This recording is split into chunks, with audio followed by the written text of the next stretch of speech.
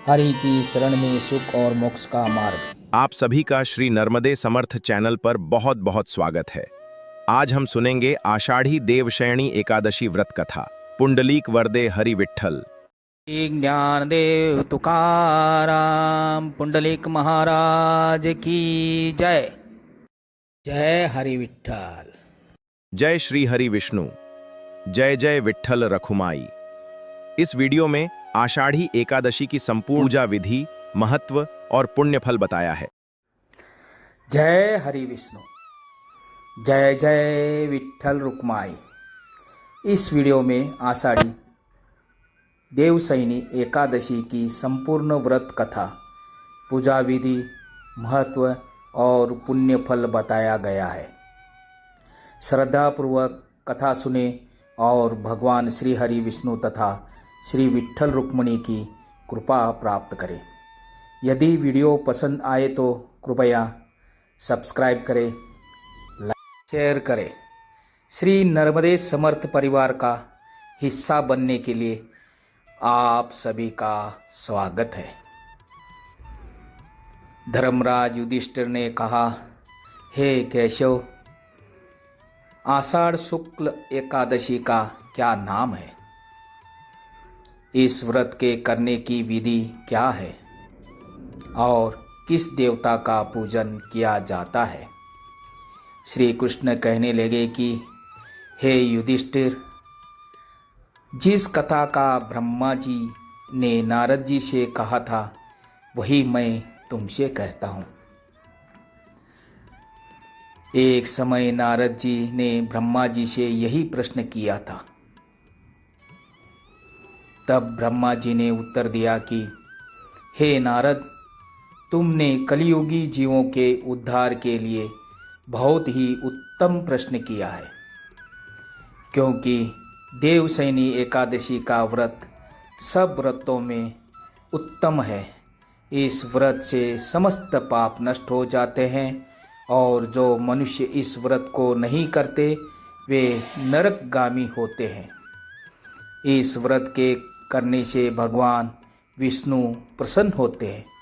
इस एकादशी का नाम आषाढ़ी देवशयनी और पद्मा है।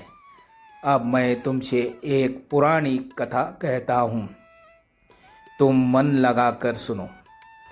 सूर्यवंश में मांधाता नाम का एक चक्रवर्ती राजा हुआ था, जो सत्यवादी और महान प्रतापी था। वह एक प्रजा का पुत्र भी भांति पालन किया करता था। उसकी सारी प्रजा धन धान्य से भरपूर और सुखी थी। उसके राज्य में कभी अकाल नहीं पड़ता था।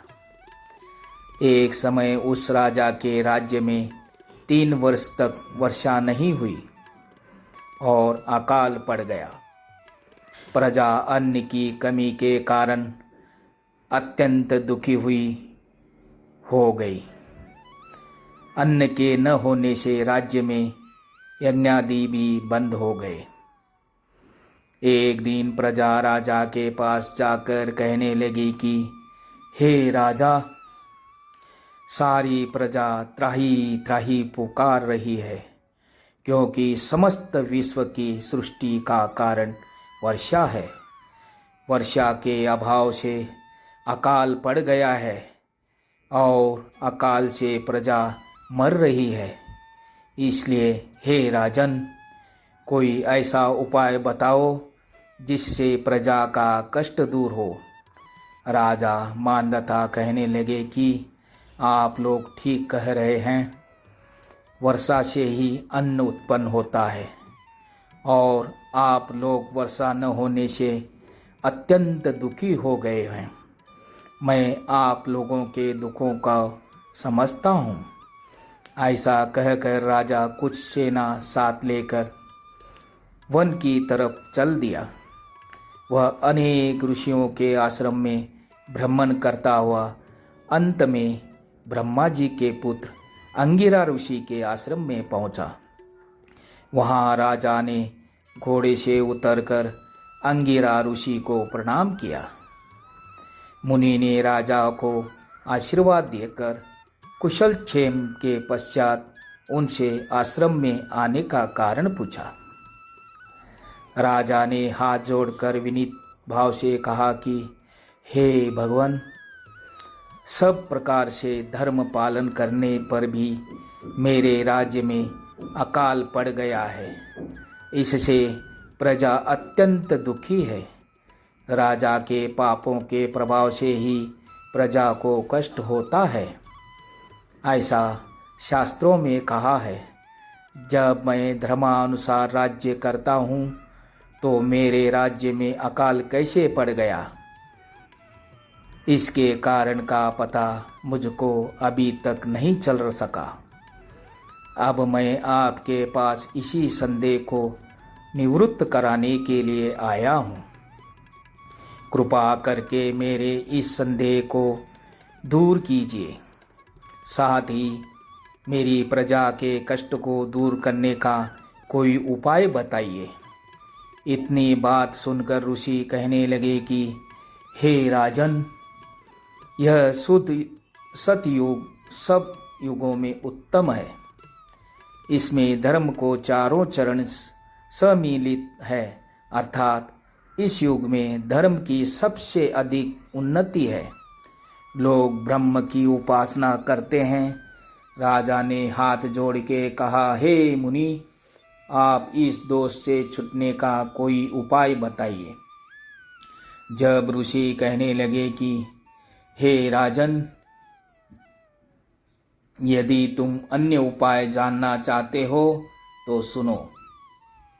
आषाढ़ मास के शुक्ल पक्ष की आषाढ़ी देवशयनी तथा पद्मा नाम की एकादशी का विधि पूर्वक व्रत करो।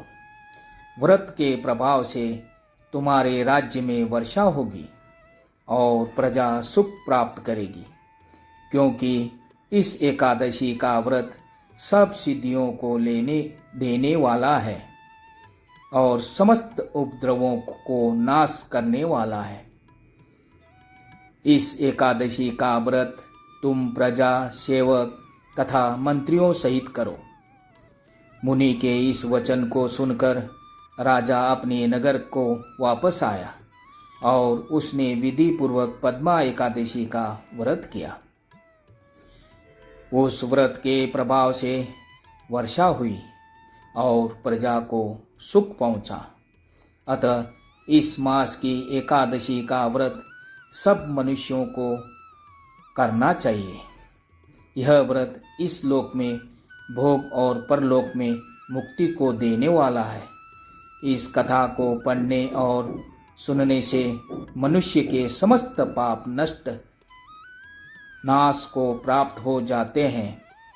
नियम: दशमी के रात्रि को ही सात्विक आहार लेना चाहिए। नमक का उपयोग नहीं करना चाहिए। पूजा विधि: प्रातःकाल सुबह जल्दी उठ के स्नान करना चाहिए। स्नानादि के बाद एक चौरंग पे सुंदर वस्त्र के आसन बनाएं। श्री विष्णु जी की यानी कि विट्ठल जी की मूर्ति स्थापित करें। पंचामृत, स्नान, फल, फूल, तुलसी, धूप, दीप और महान नैवेद्य दिखा के भगवान विष्णु विट्ठल की तन मन से पूजा करें। यह कथा हमें सिखाती है कि पूरी श्रद्धा और नियम के साथ व्रत करने से बड़े से बड़ा संकट दूर हो जाता है और भगवान विष्णु की कृपा से भक्तों के सभी पाप नष्ट हो जाते हैं। जय जय राम कृष्ण हरि, जय जय राम कृष्ण हरि, पांडुरंग विट्ठल हरि, पांडुरंग विट्ठल हरि। आप सभी भक्तों पर श्री हरि विष्णु और विट्ठल रुक्माई की कृपा बनी रहे। राम कृष्ण हरि मौली, राम कृष्ण हरि। मिलते हैं अगली वीडियो में। भक्तों, आप सभी का बहुत बहुत धन्यवाद, साधुवाद। आप देखते रही हैं श्री नर्मदे समर्थ चैनल। मिलते हैं अगले वीडियो में। लाइक, शेयर, सब्सक्राइब और कमेंट करें।